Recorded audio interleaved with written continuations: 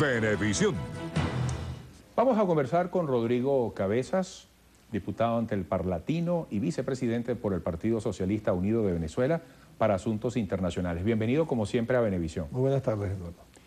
Vamos a comenzar por lo acontecido ayer en nuestro país, una reunión del Grupo de Trabajo del Foro de Sao Paulo. Se establece un documento, de hecho, en el corto plazo, para este domingo 19 de abril, está prevista una nueva acción. ¿Cuál es la agenda que se va cumpliendo en este sentido? No, efectivamente ayer se reunió lo que podríamos decir es el espacio político más importante de América Latina para la izquierda.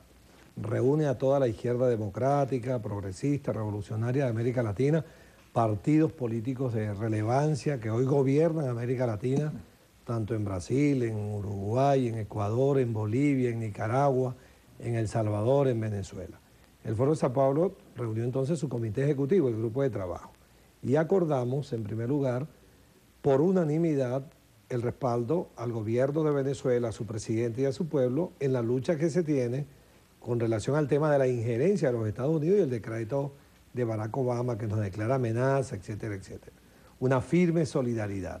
Y resalto, que para mí es muy importante, el que se aprobó un plan de acción de solidaridad, que es la búsqueda de una opinión pública mundial favorable, que evite cualquier tipo de agresión o cualquier otro tipo de escalada, este domingo 19 y lunes 20, pero particularmente el domingo 19, a propósito de la declaración o el grito de independencia en Venezuela, 205 años después, va a haber una jornada mundial en todas las capitales de América Latina y muchas de Europa, en la que se van a hacer o mitines, concentraciones, actividades, foros de solidaridad con nuestro país. Ese evento, el domingo, de carácter mundial, está siendo motivado bajo esta consigna: los pueblos del mundo unidos por Venezuela.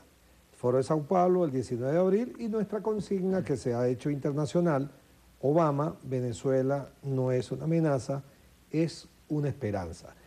Estas actividades, la responsabilidad la tienen todos los partidos políticos de izquierda. Un ejemplo, en Brasil será el Partido de los Trabajadores de Brasil, en Uruguay el Frente Amplio del Uruguay, en Argentina los compañeros del Frente que respaldan a la presidenta Cristina Kirchner, en Bolivia el MAS de Bolivia, en Ecuador el Proyecto País, que es el partido de Correa, y así en todas las capitales de América Latina. Sigue formando parte de esta jornada de lucha para dejar claro que América Latina y la izquierda en este caso particular está con Venezuela y solicita al gobierno de los Estados Unidos que se derogue ese decreto, así como también reclama que haya un espacio para el diálogo respetuoso entre el gobierno norteamericano y el gobierno de Venezuela. En este mismo tema y con todos los matices que usted quiere incluir, ¿qué balance hacer sobre lo que ha ocurrido en la Cumbre de las Américas? ¿Qué nos deja y si acaso tiene una lectura en tal sentido, qué le faltó?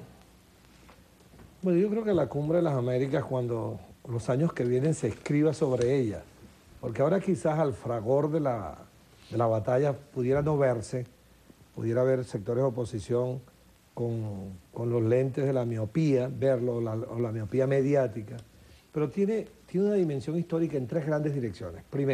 Primera vez que se plantea toda América Latina unida frente a Estados Unidos de Norteamérica. Los episodios de la historia latinoamericana en los últimos 50, 100 años te hablan de una inmensa subordinación de América Latina a los Estados Unidos de Norteamérica. Tumbaron Allende y hubo silencio, invadieron las Malvinas y hubo silencio, los marines llegaron un día a Nicaragua, 2 veces a República Dominicana, cayeron en Panamá, en Grenada, hubo silencio, excluyeron al pueblo de Cuba de la OEA, hubo silencio. Esta vez, en tiempo histórico, toda la América Latina, frente a un tema capital que es de injerencia o no, le dijo al gobierno de Norteamérica: no estamos de acuerdo, propicie diálogo respetuoso, fructífero y de cooperación con el gobierno de Venezuela. Ese es un dato para nosotros histórico. 2, regresó Cuba a instituciones del hemisferio al que le corresponde, fue expulsado de la OEA por orden de los Estados Unidos de Norteamérica. Ahora la América Latina puso como cuestión que para que se pudiera hacer esa cumbre debería estar Cuba en un contexto incluso en el que también nosotros lo celebramos, Estados Unidos cambia su política con relación a Cuba e intenta restablecer relaciones respetuosas, diplomáticas con esa nación. Y el tercero y último es que sin ningún lugar a duda, primera vez en muchos años que yo observo un presidente de los Estados Unidos de Norteamérica que es capaz de retractarse con relación a un hecho cumplido de sus gobiernos. Unas horas antes de la cumbre, el presidente Barack Obama suelta a través de una agencia de noticias internacionales francesa la frase de que, reitero, que Venezuela no es una amenaza, tampoco nosotros de Venezuela, esperamos simplemente que pueda ser palabra buena esto que afirmó previo a la cumbre y podamos restablecer. Yo creo que no hay ningún venezolano, y aquí incluyo a los socialistas, a los bolivarianos, a los que acompañamos al actual gobierno, al presidente Nicolás Maduro, que no esté de acuerdo en que hayan relaciones diplomáticas fundadas en el respeto, en la ley internacional y también en la cooperación, porque si vamos a tener relaciones podemos tener cooperación en materia energética, en materia científica tecnológica con esa nación. No somos antinorteamericanos, no tenemos por qué serlo. Otra cosa es que ser antiimperialista para postular que ninguna nación del planeta, por muy poderosa, económica, militar o política o científica que sea, puede marcar los destinos de otra nación. Es sencillo. Entonces, yo rescato esa cumbre con un sentido tremendo histórico y desde la perspectiva estrictamente venezolana, contento de que estemos acompañados por América Latina. Algunos tienen nostalgia de lo que le pasó a Estados Unidos. He leído algunas declaraciones de gente de la MUD. Están nostálgicos porque Estados Unidos se quedó solo. Están nostálgicos porque Estados Unidos y Canadá no pudieron quebrar a Venezuela. Nosotros estamos contentos de que la voz de nuestro presidente, Nicolás Maduro, se oyó bien, libre, soberana, y que América Latina nos acompañó. Rodrigo Cabeza, usted fue ministro de Finanzas, es profesor de Economía, y hay un momento económico muy particular en el país. Recientemente, y ha habido distintas reacciones, se conoció de la providencia de Cencoex, que reduce la cantidad disponible para viajeros en el exterior. Yo quisiera que, partiendo de este asunto y en perspectiva, usted compartiera con los televidentes un análisis sobre este momento en particular, el tema de las divisas, incluso si hay otras variables adicionales a la coyuntura, al asunto concreto de los precios del petróleo. Sí, bueno, fíjate, hay una coyuntura, una decisión sobre el tema de las tarjetas. Yo creo que hay que explicar con mucha claridad y sinceridad, transparencia y honestidad, que es obvio que frente a una caída, y esto lo conoce cualquier venezolano o venezolano, hay una caída importante de los precios del petróleo y por tanto de los ingresos de divisas de la nación. Yo calculo que si se mantiene el actual nivel de precios de barriles de petróleo, tendremos una baja significativa este año entre 25 y 30 mil millones de dólares menos que capturará el Estado por razones de actividad petrolera.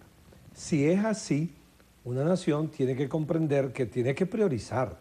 Si usted recibía 90 mil millones de dólares en un año y al otro año va a recibir 55 mil o 60 mil, obviamente que tiene que hacer algunas restricciones y priorizar lo más estratégico y importante. Entonces es correcto que el gobierno en este momento priorice los alimentos para todos, priorice el tema de la salud, los temas que tienen que ver con los medicamentos particularmente, que hemos tenido algunas escasez en ese sentido y es una de las tareas del nuevo ministro de Salud. La priorice de manera vital. Y por supuesto estará siempre lo que corresponde a problemas de salud posiblemente que tienen que ser atendidos por razones estrictamente humanas.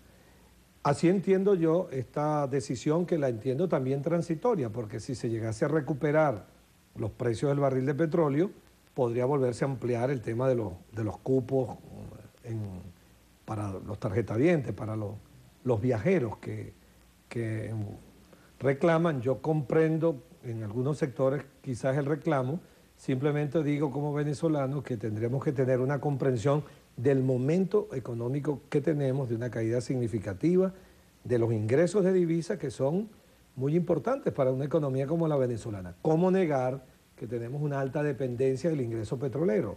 Que el 96% de los ingresos de divisas son petroleros. Al caer, obliga al Estado responsablemente a ser una prioridad en materia de gasto de divisa. Ahora, diputado, la merma en los precios del petróleo son la única causa, la única razón de esta crisis. Hay que revisar algo, hay que hacer las cosas en determinados aspectos mejor. Bueno, nosotros nos estamos planteando en este momento no una revisión del modelo, sino una profundización del modelo productivo.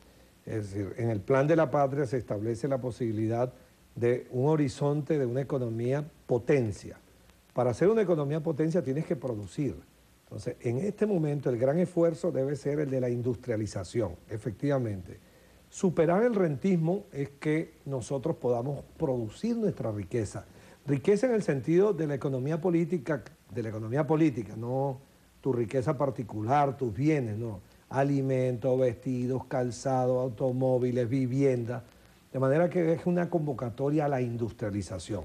Yo creo que en el horizonte temporal no hay otra opción para romper la dependencia de la renta petrolera que no sea el proceso de industrialización.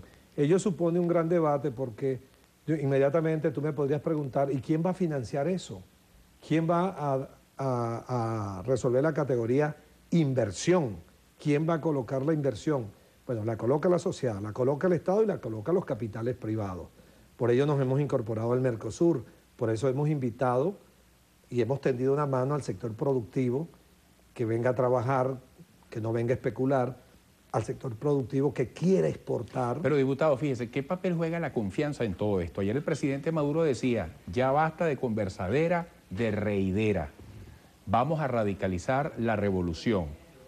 Hasta el sol de hoy hay determinadas empresas clave en la producción alimenticia, por ejemplo, en manos del Estado. ¿Se ha hecho una evaluación sobre el rendimiento de estas? ¿Se ha hecho una evaluación del modelo? ¿Se avanza en la meta de que seamos una patria soberana en lo alimentario, por ejemplo? Sí, fíjate, la convocatoria es a un país productivo. Cuando el presidente dice vamos a la raíz, vamos a radicalizar, dijo vamos a la raíz. Y en la raíz es que no queremos tener una economía de especuladores, no deberíamos tener una economía de acaparadores, no deberíamos tener una economía de gente que haga empresas, entre comillas, para obtener unos dólares, no importar lo que tiene que importar, o otros que hagan contrabando de extracción. Y por supuesto es obligante para el Estado revisar lo que corresponde a sus propias empresas del Estado. Hay una visión crítica de esto, incluso en el seno del Partido Socialista Unido de Venezuela, un debate, estamos preparando un debate interno sobre el camino de nuestra economía en los próximos años, en los próximos tiempos que vienen, y por supuesto supone una revisión de las empresas del Estado, algunas de las cuales quisiéramos que no estuvieran subsidiadas. El éxito de la política del Estado allí es que puedan ellas marchar con pies propios y que el subsidio quede, sí, los socialistas somos partidarios de ello, que el subsidio quede para lo social, para las desigualdades, para confrontarnos con la pobreza, y que todo aquel que quiera producir con una rentabilidad razonable, con una sustentabilidad razonable, pueda tener en el Estado un aliado. Gracias por esta visita, hasta pronto. Gracias a ti. Ha sido Rodrigo y a Venevisión. Saludos al Zulia. Gracias. Rodrigo Cabezas, diputado ante el Parlatino, vicepresidente por el PSV para Asuntos Internacionales. Quedamos con Endrina. Hasta mañana. Gracias, Eduardo. Amigos, hasta aquí la presente emisión de su Noticiero Venevisión. Y recuerden, Noticiero Venevisión, Canal 4.